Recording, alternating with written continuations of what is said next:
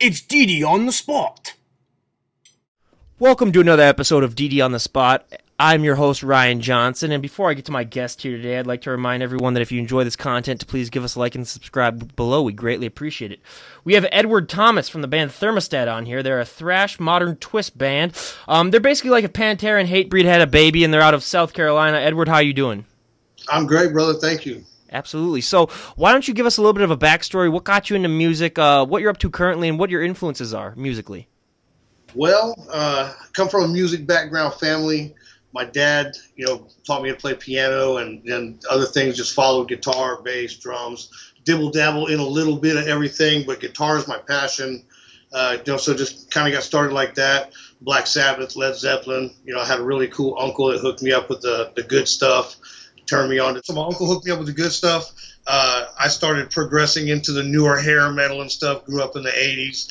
Fell in love with all the guitar bands, Rat, Scorpions, all that good stuff. Moved on to just different genres of metal. Just progressed and progressed and progressed. I met Thermostat a couple years ago. Auditioned. It was everything I wanted it to be. So just kind of fit in just perfectly.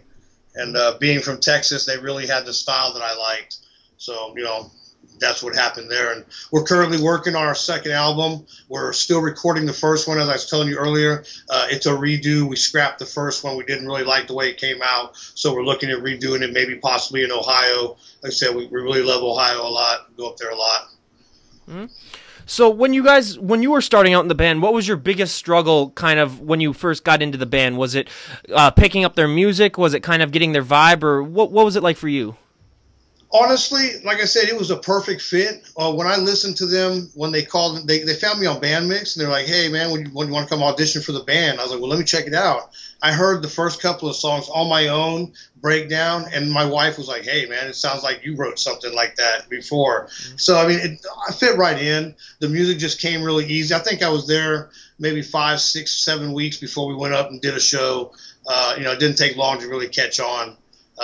There are little mistakes here and there, and you add your own little flavor to everything, especially when they change the guitars. It just kind of changes. We're a lot heavier now than the old Thermostat, and there's been some guitar changes. Our drummer, Jonathan Smith, and Michael Sellers, a singer, only two original members, that were from the beginning. Mm-hmm. So, like I said, you guys are a thrash kind of modern twist band. Have you guys kind of found that hard, or in the beginning when you were in it, did you guys find it hard to kind of get an audience for that? Because it seems like it's a very specific genre that have very specific fans. How'd that work? I'll tell you honestly, I've been a lot of places with this band, some places that have heard us before, some places that haven't. As with other bands, you go where the show is. Sometimes you can't really control who's on the bill. So sometimes there's a genre mix. Or there's 2 or 3 different genres of metal. Some might be a little heavier than, we've been setting up in the back going, hey, man, we're probably going to scare a lot of mugs, on this one. And it's like, all right, let's go then. And, it doesn't matter who we play for. We make fans wherever we go. Everybody loves us. So we're happy with that people, have adjusted to whatever type of style we are. No one sounds like us, and we don't sound like anybody, in my opinion. We sound like Thermostat. Definitely we have our own sound. Is there a story behind the naming of the band? Is there a significant meaning to that? I had originally planned to travel down to South Carolina, where on the Thermo Mountain, we practice on the side of a mountain. Oh, wow. That our singer owns. He owns a little mountain up there, a little roofing business, Sellers Roofing, and Traveler's Rest. Get that little plug in there. So it's a trip to go. It's commitment. And I was going to go do the show with him, but I just wasn't feeling it. So I really have never even asked him the story behind it. I just thought it was really kind of a cool name. And I'm sure it has him something maybe next time. I honestly don't know. We love hearing first show stories. What was your first show like in this band? How'd it go, and where was it at? It was in Dayton, Ohio, at Courtyard Lounge, and it was with some great bands, Forces of Nature, Zool, Hellraiser. All these are great Dayton bands. Dayton, Ohio has a stupendous metal scene, and I was a little nervous. We did some Jaeger bombs right before the show, so that kind of straightened me up because that's kind of what we do. We are metal. We're metal with a alcohol fuel behind it, so and it just went over really well. It was great fun. What do you think? You always said that you have great fans in Ohio, and that's probably your biggest reception. What do you think makes it so that Ohio people tend to be more into your music than other places? Well, no, it's not just there. We're closer to Charlotte, Greenville, Spartanburg. We play all those places a lot. We play Ground Zero a lot. We play with some great bands. But we just like to get out. We like to travel. We like to take the weekend and go travel. Houston was great. Ohio is great. Indiana's great. Indianapolis, up north, New York, upstate area. Tennessee's not too far off. We don't go too far away. We have done like a 30-day tour. That was before my time. We're setting something up for, I believe, a 7-day tour coming up here at the end of the year. We don't know which direction we're going to go in, but we usually just kind of loop it around and come back. I don't know. We just clicked with a bunch of people in Ohio, and we just really like going up there. They treat us with a great amount of respect. Mm-hmm. Yeah. So, like you said before this interview, you've done 32 or 23 states, mind me, you've been to in this country, and you guys have a tour bus. How'd you guys get the tour bus? We actually have a guy, boss man Kyle Favors, who owns Thermal Entertainment LLC. He owns his own label. He signed some bands, Shallow Side, a couple of other ones. He doesn't work so much with the metal of that genre. It's, harder to market, easier to market the alternative rock stuff. And, we get a lot of leftovers, and we're cool with that. We get, a lot of say, hey, we're not using this tomorrow. He just gave us a trailer. Oh, wow. But we bought the bus from him. It's I think it's the 4th or 5th bus we've had. We've had school buses and some other buses. We just been moving up slowly. As I said, we pay our dues. We sell our merchandise. We melt faces. We get drunk after that and have a really good time. We raise hell, and we enjoy doing it. And then Sunday night, it's a long trip home, and Monday morning, it's right back to work, brother. How does that work? I mean, because that's just an amazing life, knowing that you work a regular 9-to-5 job, and then you go and basically travel on the weekends and just party. Does that ever feel kind of surreal to you, knowing that, like, you'll go back to work on Monday and everyone will be like, oh, what was your weekend like? And the random guy will be like, oh, I just went to a bar and had a few drinks. And then you literally traveled the country. What's that like? All the time. I was just having a conversation. I am a locksmith. I'm a service manager for a national locksmith company. That's how I ended up here. I got a raise. I came up here. I go around. I service people's homes every day, and I talk to people. I make friends, and we're #1 on Yelp. I was just having a conversation because I got back literally late that night, Monday night, from the Ohio gigs where we played with Mobile Death Camp. My dog's trying to eat my ice. That's keeping my computer open. And so I was dead tired the next day. So I went to work. I still got black fingernail polish on. And they're like, hey, man, what's the deal with the fingernail polish? And I explain to them all the time, man. And so they asked me the same thing. How do you do that?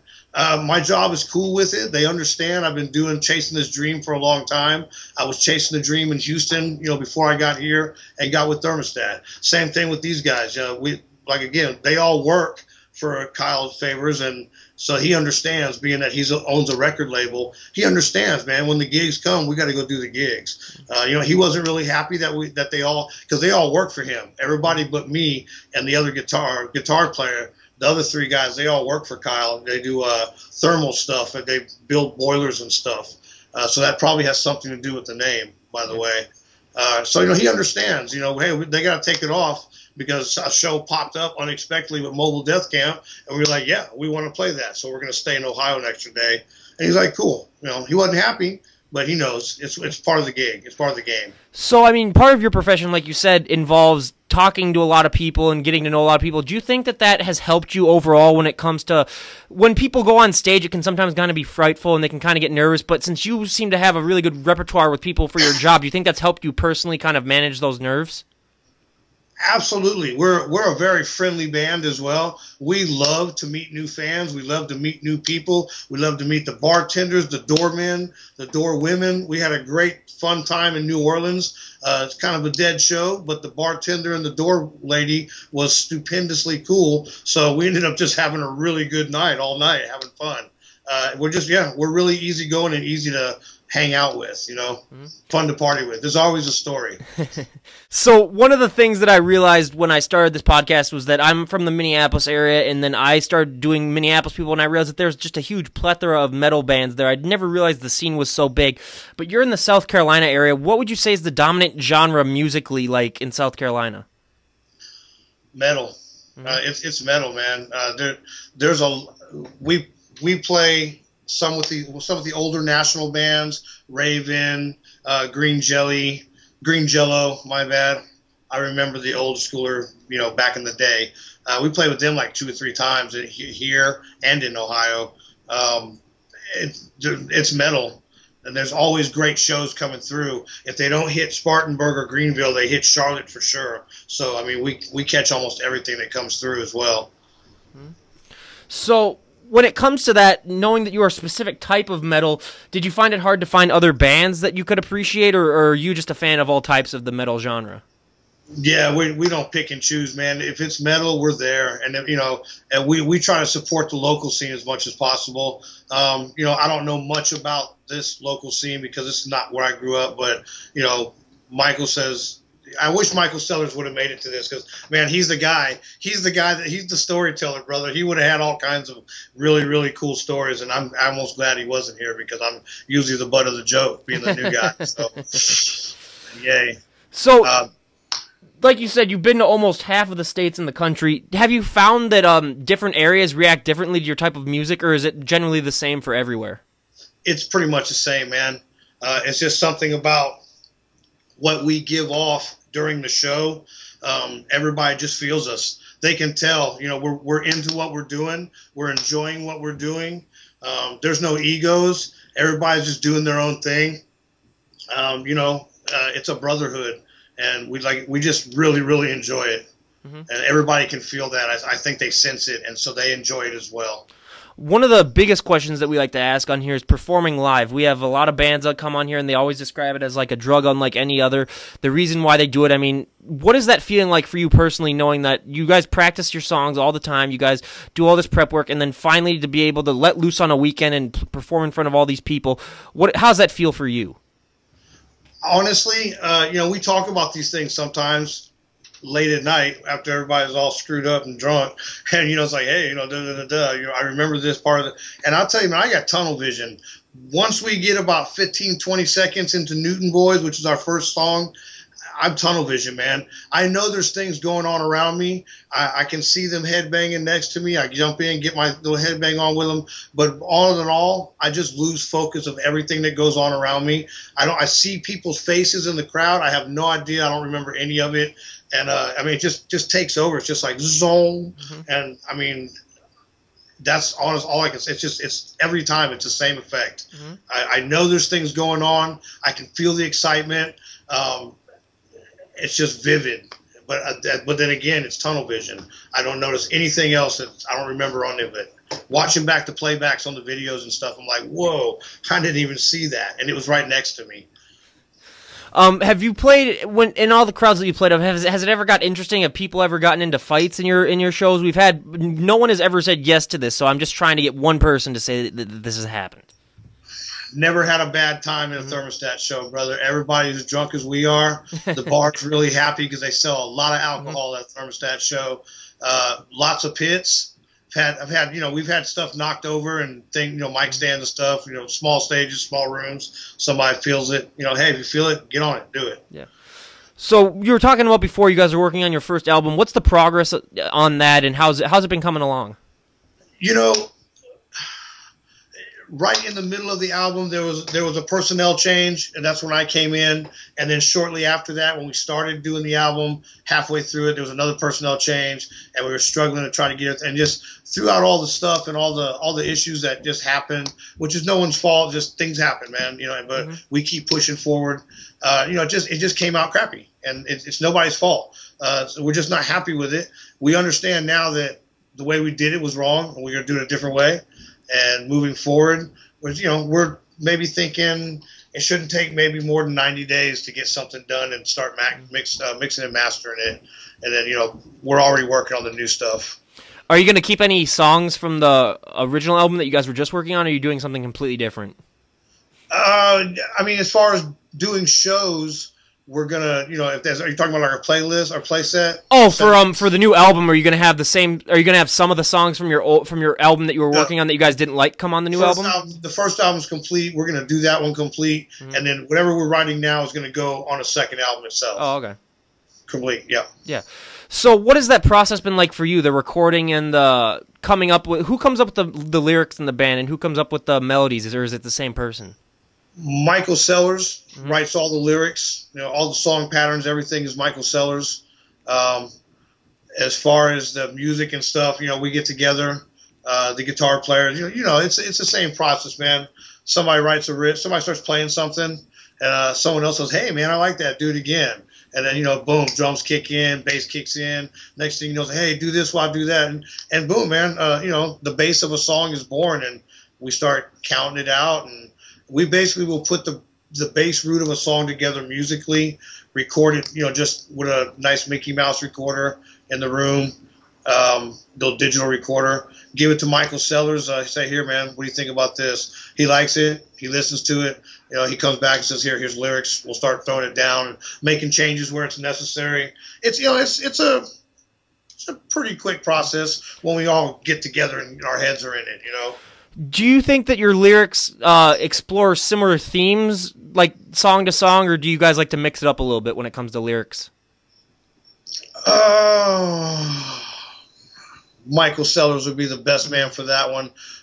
Some of the songs, the lyrics are pretty phenomenal. I did not, if you haven't heard our music before, you'll be like, oh, okay, I wish I had, like the back of the CD where I could read along. Some of it's, pretty deep and growly, and, some people can't understand it live.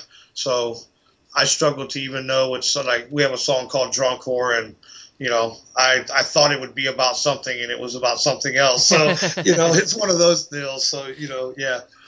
What's the biggest surprise you think being in this band has been for you?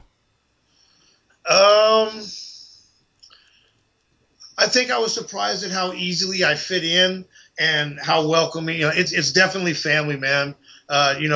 Get together on the weekends sometimes, and we don't do no music, even though the jam room, we got a studio and it's right there. We go a little farther up on the mountain where the house is, and got a big giant bar and a patio out back, living on a balcony overlooking the valley of the mountain, and we throw down and barbecue and get drunk and just have a good time and just spend the night because you're up on the mountain and just throw down air mattresses everywhere. And it's just, it's a thermo party. It's family. And I think that was what's really surprised me, how easy it was to jump right into somebody else's dream and just start, bam. We both have the same dream. All five of us really share the same dream. Yeah. Do you have any other places in the country that you guys are planning on going to in maybe, let's say, like the next year or so, other than the 23 states that you've been to? Are you guys planning on expanding that range? Yeah, we just signed with a production company, B&A Productions. Beth is great. She puts us out on internet radio stations, podcasts, stuff like this, makes contacts for us. It's up to us to go and pursue them. She gives us booking places. We can go all around the country that she knows. Hey, drop a name. Beth said to check us out. You might want to book us. Just really somebody that really does exactly what we pay him to do, and that's it. Monday through Friday. On the weekend, she does her thing. We do our thing. Sends us a report every night of what's going on, what she's done. So we're looking at moving away from going up north so much. We want to go. We love Texas. It's my hometown, Houston. We played there. That was great. We love Florida. We want to go down south a little, and maybe out west, Colorado, Vegas, Nevada, all that place, Arizona, stuff like that. So now we go to the part of the podcast that is the audience favorite, the 5 questions that I asked, a little questionnaire. And once we get up to 50 podcasts, I think I'm going to release the answers, and we're going to see what winners we have. But for our first question is, out of all the songs that have ever been written in the history of music, what is one song that you personally wish you would come up with, and why?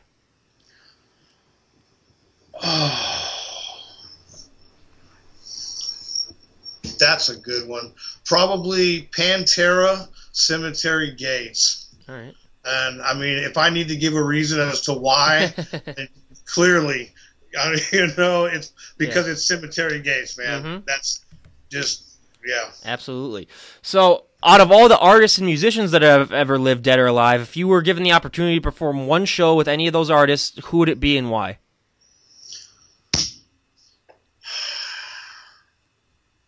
Personally, me, I'm not speaking for the whole band, understand, because we all come from different backgrounds, but we all agree on the same outcome. I'm a big Black Dahlia Murder fan, so, man, if I could get anywhere on the bill with Black Dahlia, that would be phenomenal. Absolutely. And out of all the venues on the planet, if you could perform at any venue, where would you perform and why? Probably, I don't know what's a good one there. Probably Madison Square Garden, because it's Madison Square Garden. Yeah, absolutely. That's our number 2 most popular answer. The number 1 is Red Rocks, but that's Madison Square Red Garden. Rocks is cool. Yeah. So now we get to the real nitty-gritty, guilty pleasure songs. What is a guilty pleasure song that you think that most of your bandmates would not know that you enjoy? Oh, man. This is going to get me in trouble. You know what? I don't even care, because I just told everybody I am recently enjoying some epic metal. Big shout out to my buddy Joe Bolanger, who hooked me up with Blind Guardian, and they have an epic 14-minute song, and the name of it just slips my mind right now. But before the podcast is done, I'm going to come up with it right on top of my head. I was going to say, otherwise everyone just look up Blind Guardian, and if there's a 14-minute song, you know where it is. And it's epic. It's phenomenal. You'll want to listen to it every day. Yeah. So is there a guilty pleasure genre also that you enjoy? Hair rock, man. Hair rock? I love the hair metal, man. All that stuff. Rat, Scorpions, Absolutely. Winger, bro. I like Winger, bro. I don't care who knows. They're a great band. Yeah. So one of the things that we also like to talk about on here is how kind of rock music in general has kind of declined in the mainstream. What do you think is the reason behind that, and what do you think rock music can do to kind of become more of a mainstream appeal like it was, let's say, 10, 15, 20 years ago? Well, I mean, and when you say 20 years ago, like I said, with my age, that brings me back to in the 20s. And, back then it was still hair rock, hair metal, spandex and eyeliner and the little wristband, black bracelets and everything. Like that. And, so everybody was still doing that. And that was still a big deal, going to the rock clubs and stuff. They were still actually rock clubs back then. Now it's just clubs and venues. And it's, it's a totally different scene. It's still fun as hell, and I wouldn't trade it for anything because I was alive back then doing it. But it was just, it was more of a rock star feeling about it back then. Now it's just, now it's more of a paying your dues type feeling. It's everybody's kind of just used to the roughness of being on the road, because being on the road sucks sometimes, man. It's harsh. Yeah, one of the things that I've learned from doing this is that I always thought that being on tour would kind of be like a huge party. You just have fun all the time, but it is a lot of work, and usually, especially when you're starting out, you lose more money than you make. So it's just a very trying endeavor, but it's mainly just to get more fans, but it can be very tough at first. What's your experience been like touring, or what was your first tour like, and how has it progressed? The first little mini tour, and that brings us back to you wanted an exciting story, and oh my Lord, we went to a little Florida, New Orleans. Well, it ended up just being New Orleans and Houston. We were going to do 2 shows in Houston. And on the way back, our tour bus blew a tire on a 7-mile bridge in Louisiana. And it was about 11 o'clock at night, dark, kind of misty and raining. And, man, we were broke and stuck on the side of the road. And these diesels, they didn't care. They were, 90 miles an hour, it seemed like. We were there for about 2 hours, man, trying to get somebody to come change that tire. And this guy climbed right up on the side, under the tire, under the wheel well, from the inside of the lane, and changed it. He didn't take the rim off or nothing. He pulled the old tire on, put the new one on, with trucks just going by. We're back there with strobe lights. Go over. It was the scariest damn thing I've ever been on. And that was our first tour with me anyway, with our 4-day tour going down south. Pretty crazy stuff, How is your experience? Down sucks, period. Yeah. How is your experience with touring? Has it changed over time, or has it mainly stayed the same? No, even the worst thing that's ever happened is being, if the bus breaks down, if your vehicle breaks down, it just sucks, period. That's all there is. Plain in the story, full stop. But the shows, as long as the show doesn't get canceled, it's always a great time. We've never had a bad show. We've never had a bad time when we go out of town. And we do play local shows as well, just not so much because we don't really want to saturate the local area. If some bands they play every weekend, 3 times a week, sometimes in the same town they're from, and everybody knows you do. But at some point, everybody kind of gets tired of seeing you. You'll notice that your venue starts not filling up as much because they've seen you. They've seen you 3 times last week. Absolutely, yeah. It's all about knowing your market, knowing about how to present yourself. I mean, that's 90% of the game right there, and then also putting your work in. What you guys have obviously been at this. I mean, the band's been at this for a while. At what point do you guys think that you're putting the work in? I mean, I know it's been paying off because you guys have toured a long time, but what point do you think is really going to be the breaking point where you guys finally realize, hey, all this hard work that we're putting in is like really actually making us so much more bigger and better? Have you reached that point yet, or is that still coming?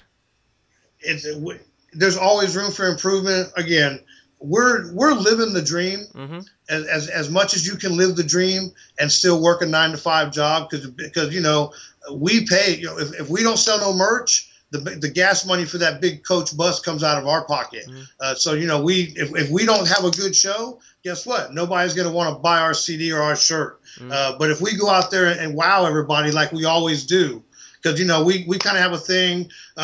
We all wear black jumpsuits. Except for Michael Sellers, he has his own thing. So we've kind of got a theme thing going. We don't do masks or any face paint or none of that. But we do wear the jumpsuits, and it's kind of our thing.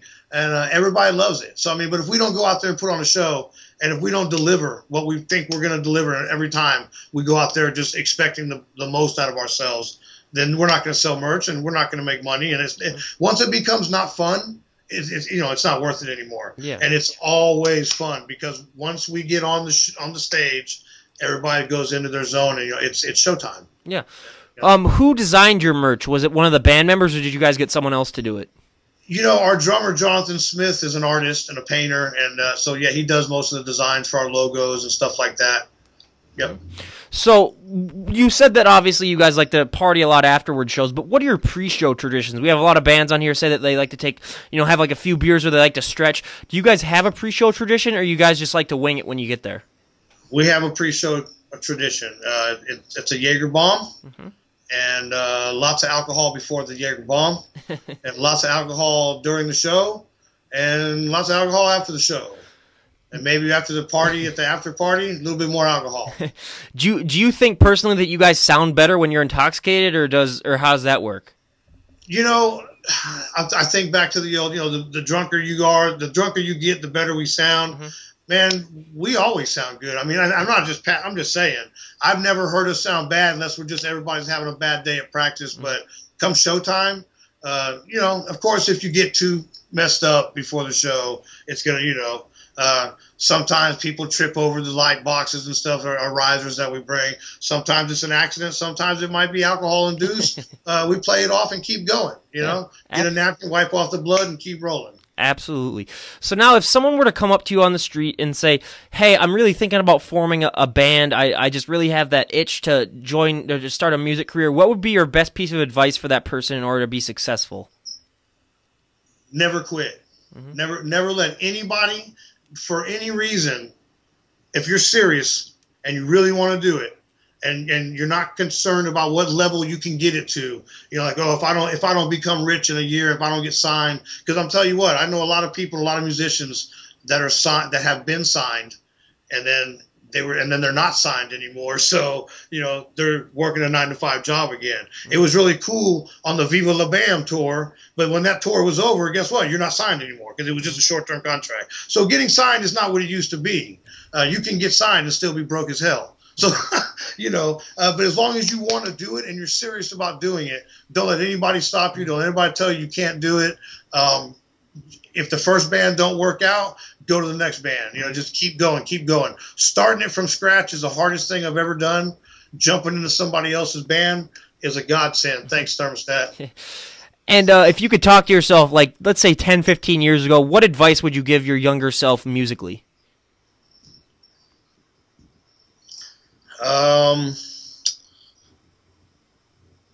Don't be so closed-minded about being a rhythm guitar player, which I am, and start learning how to play leads better. Be more of a shredder. Don't just because I've always I don't play lead, and then there's times wish I could play a lead for that right now, So work the pinky. Pinky's important. All right, so where can people find Thermostat? I mean, I know you guys have a Facebook. I know you guys have all the other stuff. Do you guys have YouTube, or you guys have a YouTube? Do you guys have iTunes, Spotify? Where can people find you? If you can find music, you can find Thermostat. Type it in. We're on Spotify, iTunes, any music that you can find it.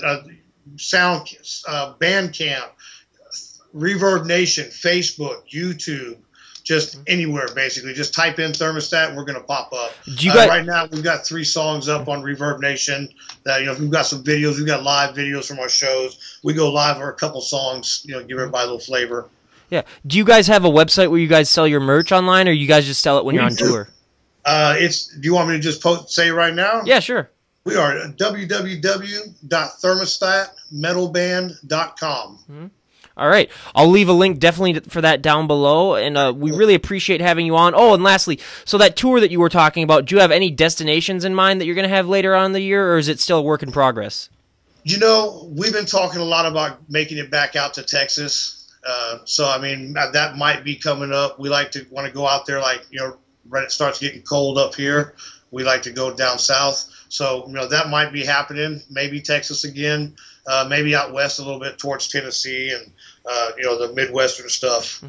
Yeah, absolutely. So, yeah, just let us know also when you guys decide the dates. I'd love to plug it on here. I'd love to promote any of your guys' music when that album does come out. I'll obviously announce it on here. Just let me know. No worries asked. And again, everyone, Thermostat, check these guys out. These guys are living the dream, really. They're going to work on the weekdays, and then they're going to party on the weekends and play music. I mean, if that ain't living, I don't know what is. So this is DD on the Spot, Ryan Johnson signing out here. And, have a great night, everyone. And again, Thermostat, go check these guys out. There you go, right there. Thermostat album, right there, or CD, right there. Yeah, all right. You can get that and a bunch of other stuff, man. We've got panties for the girls, laminates, all kinds of stuff. All right, so if you're thinking about getting your girlfriend a little bit of a early Christmas present or an early birthday present, go and visit the Thermostat website. All right, like I said before, Ryan Johnson, DD on the Spot, signing out. Have a great night, everyone.